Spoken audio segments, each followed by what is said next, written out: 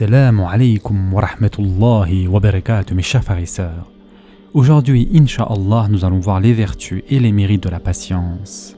Mes chers frères et sœurs en islam, dans le recueil de Sahih Muslim, Salama radiallahu anha rapporte avoir entendu l'envoyé d'Allah sallallahu alayhi wa sallam dire: pour chaque musulman qui répète en subissant un malheur ce qu'Allah lui a ordonné de dire, à savoir nous sommes à Allah et nous retournerons à lui, et donne-moi en récompense ce qui est meilleur, Allah le récompensera par ce qui est meilleur.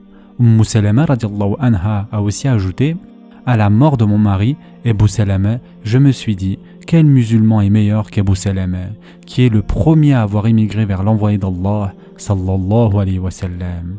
Ensuite, j'ai dit ce qui nous a été ordonné de dire, et Allah m'a récompensé par l'envoyé d'Allah, sallallahu alayhi wa sallam.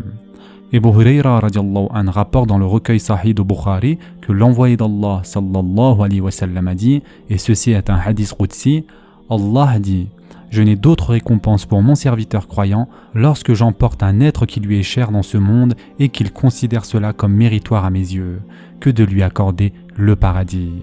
Dans les deux recueils authentiques de Bukhari et Muslim, Aïcha radiallahu anha rapporte que le prophète sallallahu alayhi wa sallam a dit: Allah fait de chaque épreuve qui atteint le croyant une expiation pour ses fautes, même lorsqu'il s'agit d'une épine qui le touche.